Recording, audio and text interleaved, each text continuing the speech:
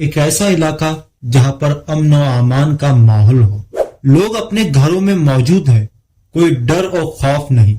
छोटे छोटे बच्चे खेल रहे हैं, कोई जॉब पर जाने की तैयारी कर रहा है तो कोई स्कूल जाने की।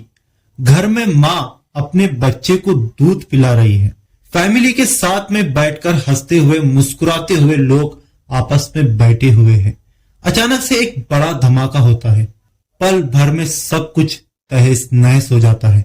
या फिर इसके अलावा अचानक से ऐसे लोग आते हैं, वायलेंस के जरिए से दहशत और खौफ का माहौल क्रिएट करते हैं। ये सब क्यों होता है? आखिर ये आतंकवादी कामयाब क्यों होते हैं? इस वीडियो में मैं आपको इस ही टॉपिक को कवर करने वाला हूं। तो चलिए वीडियो को स्टार्ट करते हैं। टेररिज्म यानी आतंकवाद होता क्या है? वायलेंस यानी हिंसा और थ्रेटनिंग यानी धमकी। यह एक्टिविटी लोगों के अंदर डर और दहशत फैलाने के लिए किया जाता है।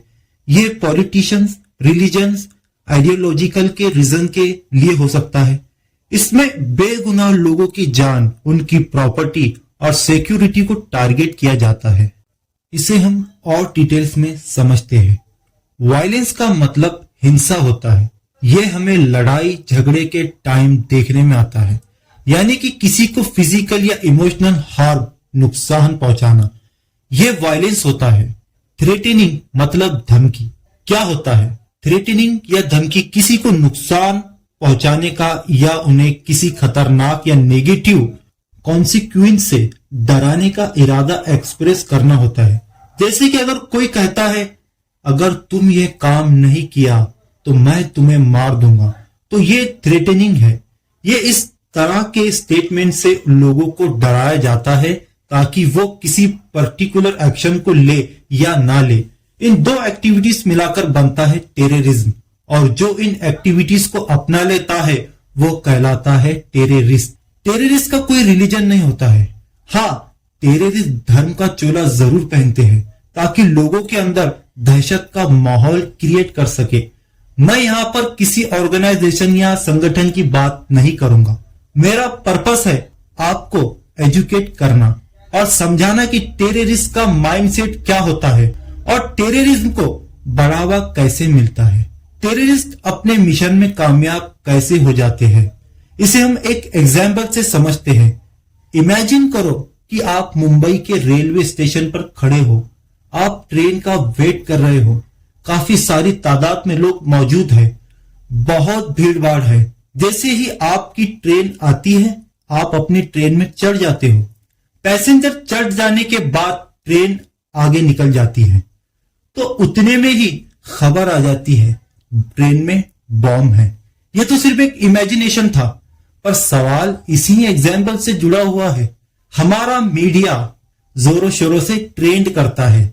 अगर वो बॉम्ब ब्लास्ट हो जाता, मीडिया हमें बताता कितने लोग मारे गए, कितने प्रॉपर्टीज का नुकसान हुआ।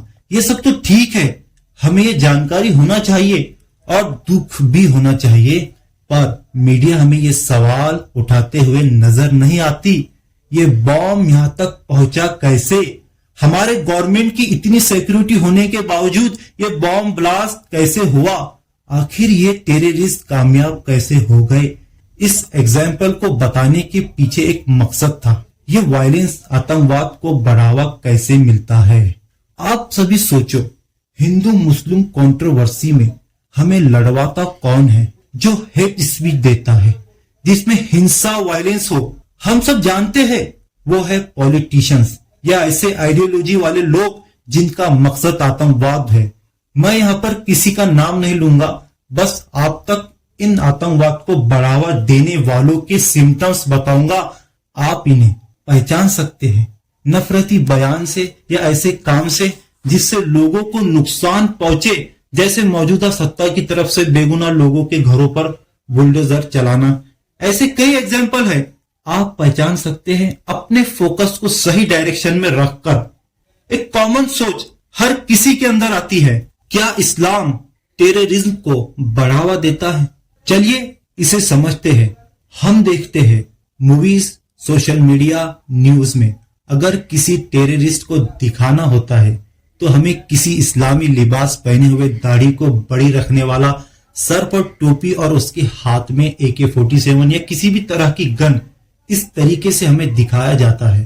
पर आतंकवाद फैलाने वाला शख्स जिसे वायलेंस फैलाना होता है वह किसी भी रूप में नजर आ सकता है, किसी भी धर्म के भेष में। इसे एक एग्जाम्पल से समझते हैं। गांधी जी को जब गोली लगी, उनका खून सरेआम किया गया, उन पर गोली चलाकर यानी हिंसा का सहारा आतंकवाद फैलाकर किया गया। गुजरात में जो दंगे हुए, खुलेआम कई मासूम लोगों को मारा गया, मस्जिदें तोड़ी गई, एक हामिला औरत का पेट काटकर उसका बच्चा गिराया गया, जिसमें कई आतंकी शामिल थे। और लास्ट में कुरान की एक आयत से अपनी बात को खत्म करता हूं। सूरह माइदा सूरह नंबर 5 आयत नंबर 32 में अल्लाह फरमाता है, जिसने किसी बेगुनाह इंसान का कत्ल यानी मर्डर किया, गोया कि उसने सारी इंसानियत का कत्ल यानी मर्डर किया। हमें इस देश को जोड़ने की कोशिश करना चाहिए, ना कि तोड़ने की। किसी पॉलिटिशियंस या मीडिया के बहकावे में आने से अच्छा है हम भाईचारा और मोहब्बत को जारी रखें। तो दोस्तों, अगर आपको यह वीडियो पसंद आया हो तो लाइक, कमेंट्स और सब्सक्राइब जरूर करें, ताकि आप हमारे नए वीडियोस को मिस ना करें। आपके फीडबैक हमारे लिए इंपॉर्टेंट है। तो फिर मिलते हैं नेक्स्ट वीडियो में।